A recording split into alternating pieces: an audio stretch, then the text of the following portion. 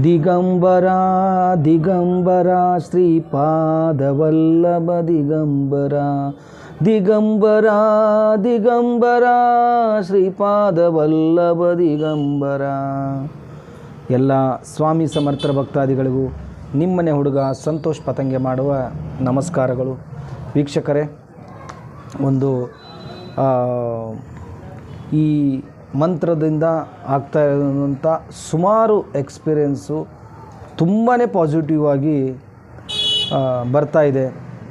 ಕೋಟಿ ಕೋಟಿ ನಮಸ್ಕಾರ ಇದಕ್ಕೆ ದಾರಿ ತೋರಿಸಿರತಕ್ಕಂತಹ ಭಗವತಿ ದೇವಸ್ಥಾನದ ಅರ್ಚಕರಿಗೆ. ಯಾಕಂದರೆ is a not my plan, ಇದು ನನಗೆ ಸಂಬಂಧಪಟ್ಟಿರೋದಲ್ಲ, ನಾನು ಮಾಡಿಸ್ತಾ ಇರೋದು ಅಲ್ಲ. ಸೊ ಇದನ್ನು ನಾವು ಇದಕ್ಕಿಂತ ಮುಂಚೆ ಒಂದು ವಿಡಿಯೋ ಮಾಡಿದ್ವಿ ನಾವು. ಈ ಒಂದು ಕಾನ್ಸೆಪ್ಟ್ ಎಲ್ಲಿಂದ ಬಂತು? ಕೇರಳದಿಂದ ಬಂದಿರತಕ್ಕಂಥ ಕಾನ್ಸೆಪ್ಟ್ ಇದು ನಮ್ಗೆ ಸಂಬಂಧಪಟ್ಟಿರೋದಲ್ಲ. ಬಟ್ ಹೇಳಿದ್ದಾರೆ, ತುಂಬ ಚೆನ್ನಾಗಿ ಹೇಳಿದ್ದಾರೆ. ಅದರಿಂದ ತುಂಬ ಅದ್ಭುತಗಳು ನಡೀತಾ ಇವೆ. ಓಕೆ, ಸೊ ಬನ್ನಿ. ರಾಜೇಶ್ವರಿ ಅನ್ನವರ ಜೀವನದಲ್ಲಿ ನಡೆದ ಈ ಒಂದು ಘಟನೆ. ರಾಜೇಶ್ವರಿ ಅವರು ಮೂಲತಃ ಬೆಂಗಳೂರಿನವರು. ಇವರಿಗೆ ಯಾವಾಗ ನನಗೆ ಇವರು ಫೋನ್ ಮಾಡಿರೋದು ಎಕ್ಸಾಕ್ಟಾಗಿ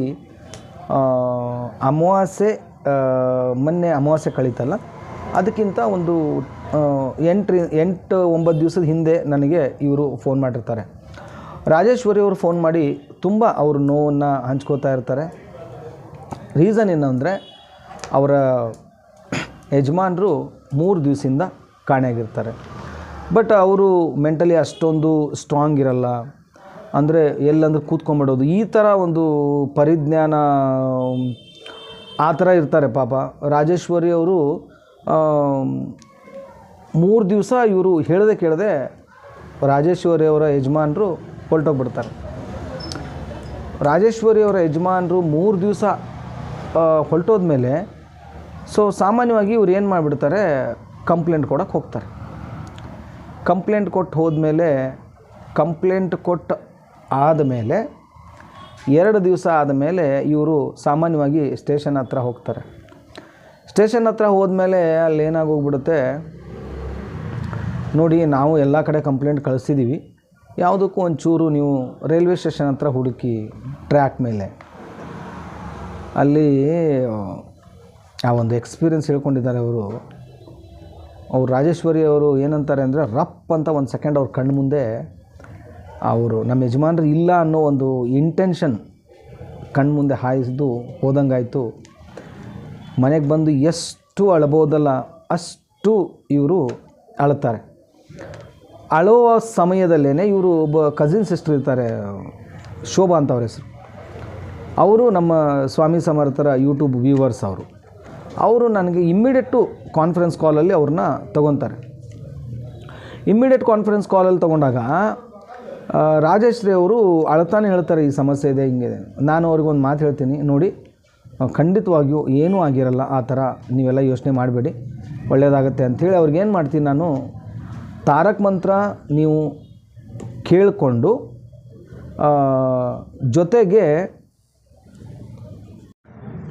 ಕ್ಷಮೆ ಇರಲಿ, ಯಾರೋ ಒಬ್ಬರು ಭಕ್ತಾದಿಗಳು ಫೋನ್ ಬಂದು ಕಟ್ಟಾಯಿತು.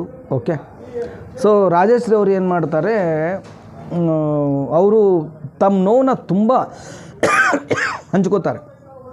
ನಾನು ಅವ್ರಿಗೆ ಹೇಳ್ತೀನಿ, ಏನೂ ತಲೆ ಕೆಡಿಸ್ಕೋಬೇಡಿ, ಪೂರ್ವಾಪರ ಪುಣ್ಯ, ನೀವು ಒಂದು ದತ್ತಾತ್ರೇಯ ಮಹಾರಾಜರ ದಾರಿಯಲ್ಲಿ ನೀವು ಬಂದಿದ್ದೀರಾ ಅಂಥೇಳಿ ನಾನೇನು ಮಾಡ್ತೀನಿ ಅವ್ರಿಗೆ, ನೀವು ಏನು ಮಾಡಿ, ಪ್ರತಿ ದಿವಸ ನಿಮ್ಮ ವಾಟ್ಸಪ್ಪಲ್ಲಿ ತಾರಕ್ ಮಂತ್ರನ ಪ್ಲೇ ಮಾಡಿ, ಅದರ ಜೊತೆ ದಿಗಂಬರ ದಿಗಂಬರ ಶ್ರೀ ಪಾದವಲ್ಲಭ ದಿಗಂಬರ ಅನ್ನೋ ಒಂದು ಬೀಜ ಮಂತ್ರನ ಒಂದು ಸಂಕಲ್ಪ ಮಾಡಿಕೊಂಡು ಆ ಸಂಕಲ್ಪಯುಕ್ತ ಸೇವೆಯನ್ನು ನೀವು ಪ್ರಾರಂಭ ಮಾಡಿ ಅಂಥೇಳಿ ರಾಜೇಶ್ವರಿ ಅವರಿಗೆ ನಾನು ಹೇಳ್ತೀನಿ. ರಾಜೇಶ್ವರಿ ಅವ್ರಿಗೂ ಫಸ್ಟ್ ಆಫ್ ಆಲ್ ಅವ್ರಿಗೆ ನಂಬಿಕೆನೇ ಇರಲ್ಲ. ಅಯ್ಯೋ ಇಂಥ ಯೂಟ್ಯೂಬರ್ಸು ನಾನು ಬೇಜಾನು ನೋಡಿಬಿಟ್ಟಿದ್ದೀನಿ ಅಂತ ಹೇಳ್ಬಿಟ್ಟು ಅವ್ರು ಲಾಸ್ಟ್ ಫೈನಲ್ ಆಗಿ ಅದನ್ನು ಹೇಳ್ತಾರೆ, ಈ ಥರ ಅಂದ್ಕೊಂಡಿದ್ದೆ ನಾನು ಅಂಥೇಳಿ. ಸೊ ಇಷ್ಟೆಲ್ಲ ಆಗೋಗುತ್ತೆ. ಆದರೂ ಅವರು ಶೋಭಾ ಅವ್ರ ಮಾತಿಗೆ ಒತ್ತು ಕೊಟ್ಟು ಸಂಕಲ್ಪ ಮಾಡಿಕೊಂಡು, ನಾನೇ ಯೂಟ್ಯೂಬ್ ಮುಗಿಸ್ಕೊಂಡ್ಮೇಲೆ ನಾನು ಅವ್ರಿಗೆ ಒಂದು ಕಾಲ್ ಮಾಡ್ಕೋತೀನಿ, ಅವ್ರ ಜೊತೆ ಮಾತಾಡ್ತಾ ಆ ಒಂದು ಸಂಕಲ್ಪನೂ ಮಾಡಿಸ್ತೀನಿ. ಅವರು ಸೇವೆನ ಸ್ಟಾರ್ಟ್ ಮಾಡ್ತಾರೆ. ಸೇವೆ ಸ್ಟಾರ್ಟ್ ಆದಮೇಲೆ 1 ದಿವಸ ಆಗುತ್ತೆ, 2 ದಿವಸ ಆಗುತ್ತೆ, 3 ದಿವಸ ಆಗುತ್ತೆ, no changes, as it is ಹೆಂಗಿದೆಯೋ ಹಂಗೇ. ಆವಾಗ ನನಗೆ ಫೋನ್ ಮಾಡ್ತಾರೆ ಇವರು 3ನೇ ದಿವಸ, ಸಂತೋಷ್ ಅಣ್ಣ ಮತ್ತು ಈ ಥರ ಪ್ರಾಬ್ಲಮ್ ಆಗಿದೆ, ಯಾಕೋ ಮನಸ್ಸು ಒಪ್ತಾ ಇಲ್ಲ ನಂಗೆ ಬರೆಯೋಕ್ಕೆ, ಐ ವಿಲ್ ಡ್ರಾಪ್ ಇಟ್, ನಾನು ಮತ್ತೆ ಮುಂದೆ ಸ್ಟಾರ್ಟ್ ಮಾಡ್ತೀನಿ. ಒಂದು ಕಡೆ ನಮ್ಮ ಯಜಮಾನ್ರಿಲ್ಲ, ಅದೊಂದು ತುಂಬಾ ನೋವು ಆಗ್ತಾಯಿದೆ ನನಗೆ, ಯಾಕೋ ಇದು ಮಾಡೋಕ್ಕೆ ಒಂಚೂರು ಮುಜುಗರ ಅನ್ನಿಸ್ತಾ ಇದೆ, ಬೇಡ, ಐ ವಿಲ್ ಡ್ರಾಪ್ ಇಟ್, ನಾನು ಮುಂದೆ ಸಮಯ ಸಿಕ್ಕಾಗ ಬರೆದು ಕೊಡ್ತೀನಿ. ಸರಿ ಆಯಿತು, ನಿಮ್ಮ ಇಷ್ಟ ಅಂಥೇಳಿ ಜಾಸ್ತಿ ಒತ್ತಾಯ ಮಾಡೋಕ್ಕೂ ಆಗಲ್ಲ ಅಂಥೇಳಿ ಅವ್ರು ಏನು ಕೇಳ್ತಾರೆ, ಈ ಪುಸ್ತಕನ ಏನು ಮಾಡಬೇಕು ನಾವು, ನಾನು ಏನು ಹೇಳ್ತೀರಿ ಅವ್ರಿಗೆ, ನೋಡಿ ನಿಮಗೆ ಬರೆಯೋಕ್ಕಾಗದೇ ಇದ್ದರೆ ಆ ಪುಸ್ತಕನ ನೀವು ದೇವ್ರ ಮನೆಯಲ್ಲಿ ಇಟ್ಕೊಂಬಿಡಿ ಅಂಥೇಳಿ ಹೇಳ್ತೀನಿ. ಅವರು ಏನು ಮಾಡಿಬಿಡ್ತಾರೆ, ಆ ಮಾತನ್ನು ಕೇಳಿಸ್ಕೊಂಬಿಟ್ಟು ಅವರು ಅದನ್ನು ಆ ಥಾಟ್ಸ್ ಮೈಂಡಿಂದ ಹೋಗ್ಬಿಡುತ್ತೆ, ಅವ್ರಿಗೆ ನಿದ್ದೆ ಬಂದಂಗೆ ಆಗುತ್ತೆ. ಬಹುಶಃ ಹೋಗ್ಬಿಟ್ಟು ಅವ್ರು ಏನು ಮಾಡಿಬಿಡ್ತಾರೆ, ಪಕ್ಕದಲ್ಲಿ ಅವ್ರು ಮಲ್ಗುವಂಥ ಬೆಡ್ ಪಕ್ಕದಲ್ಲಿ ಒಂದು ಚೇರ್ ಇರುತ್ತೆ, ಅದ್ರ ಪಕ್ಕದಲ್ಲಿ ಇವರು ಆ ಪುಸ್ತಕನ ಇಟ್ಬಿಡ್ತಾರೆ. ರಾಜಶ್ರೀ ಅವ್ರಿಗೆ ಆಕಸ್ಮಿಕವಾಗಿ ಒಂದು 3:30ಗೆ ಎಚ್ಚರಿಕೆ ಆಗುತ್ತೆ, ನಿದ್ದೆನೇ ಬರೋಲ್ಲ. ಏನು ಮಾಡಬೇಕು ಇವಾಗ? ತಾರಕ ಮಂತ್ರ ಕೇಳೋಣ ಅಂತೇಳ್ಬಿಟ್ಟು ರಿಪೀಟ್ ತಾರಕ ಮಂತ್ರ ಕೇಳೋಕ್ಕೆ ಸ್ಟಾರ್ಟ್ ಮಾಡ್ತಾರೆ. ಅವ್ರಿಗೆ ಏನಾಗುತ್ತೆ ಥಾಟ್ಸು, ತಾರಕ ಮಂತ್ರ ಕೇಳ್ತಾ ಇದ್ದೀನಲ್ಲ, ಸುಮ್ಮನೆ ಜೊತೆಗೆ ಯಾಕೆ ಖಾಲಿ ಕೂತ್ಕೊಳ್ಳೋದು ಅಂತ ಹೇಳ್ಬಿಟ್ಟು ಆ ಬುಕ್ನ ತೊಗೊಂಡು ಬರೆಯೋಕ್ಕೆ ಸ್ಟಾರ್ಟ್ ಮಾಡೋದು. ದಿಗಂಬರ ದಿಗಂಬರ ಶ್ರೀಪಾದವಲ್ಲಭ ದಿಗಂಬರ. ಇದು ಅವ್ರು ಹೇಳೋದು ಇಷ್ಟು ಸಕ್ಕತ್ತಾಗಿ ಹೇಳಿದ್ದಾರೆ ಅಂದರೆ, ಅದ್ಭುತವಾಗಿ ಹೇಳಿದ್ದಾರೆ ಅವರು. ಇಲ್ಲೇನಾಗೋಗ್ಬಿಡುತ್ತೆ, 4 ಗಂಟೆಗೆ ಒಂದು ಫೋನ್ ಬರುತ್ತೆ ಇವ್ರಿಗೆ. ಆವಾಗ ಒಂದು ಅರ್ಧ ಅವರು ಮಾಡಿಬಿಟ್ಟು ಮಲಗಿಬಿಟ್ಟಿರ್ತಾರೆ, 4 ಗಂಟೆಗೆ ಒಂದು ಫೋನ್ ಬರುತ್ತೆ. 4 ಗಂಟೆಗೆ ರೈಲ್ವೆ ಸ್ಟೇಷನಿಂದ ಇವ್ರಿಗೊಂದು ಫೋನ್ ಬರುತ್ತೆ, ಇಲ್ಲ ನಿಮ್ಮ ಯಜಮಾನರು, ನಾವು ಇಂಥ ರೈಲ್ವೆ ಸ್ಟೇಷನಿಂದ ಮಾತಾಡ್ತಾ ಇರೋದು, ಇಲ್ಲಿ ನಿಮ್ಮ ಯಜಮಾನರು ಅಂಥೇಳಿ ಅವ್ರೇನು ಮಾಡುತ್ತಾರೆ, ಸ್ಟಾಪ್ ಮಾಡ್ತಾರೆ. ರೈಲ್ವೆ ಸ್ಟೇಷನ್ ಅಂದ ತಕ್ಷಣ ರಾಜೇಶ್ರೀ ಅವರು ಒಂದು ಸ್ವಲ್ಪ ತಲೆ ಸುತ್ತು ಬಂದಂಗೆ ಆಗೋಗ್ಬಿಟ್ಟು ಅಲ್ಲೇ ಕೂತ್ಕೊಂಡು ಸುಧಾರಿಸ್ಕೊಂಡು ವಾಪಸ್ಸು ರಿಟರ್ನ್ ಕಾಲ್ ತೊಗೊಂಡು ಅಟೆಂಡ್ ಮಾಡಿ ಹೇಳಿದಾಗ, ಇಲ್ಲ ಇಲ್ಲಿ ನಿಮ್ಮ ಯಜಮಾನ್ರಿದ್ದಾರೆ, ಅವ್ರು ಮಾತಾಡಬೇಕಂತೆ ನಿಮ್ಮ ಜೊತೆ. ಅವ್ರು ಫೋನ್ ತೊಗೊಂಡು ಮಾತಾಡಿದಾಗ ರಾಜಶ್ರೀ ಅವರು ಇಷ್ಟು ಅಳ್ತಾರೆ ಅಂದರೆ, ನೀವು ಎಲ್ಲಿದ್ರೆ ಹೇಳಿ ಫಸ್ಟು. ಓಕೆ, ಅವ್ರು ಹೇಳ್ತಾರೆ, ಈ ಥರ ಇದ್ದೀನಿ, ಬೆಂಗಳೂರು ನಿಯರೆಸ್ಟ್ ಇದ್ದೀನಿ ಅಂಥೇಳಿ. ಆದರೂ ಇವರಿಗೆ ಕಂಟ್ರೋಲ್ ಮಾಡ್ಕೊಳ್ಳೋಕ್ಕಾಗಲಿಲ್ಲ. ಇವರೇ ಅವರನ್ನು ಹೋಗಿ ಕರ್ಕೊಂಡು ಮನೆಗೆ ಬರ್ತಾರೆ.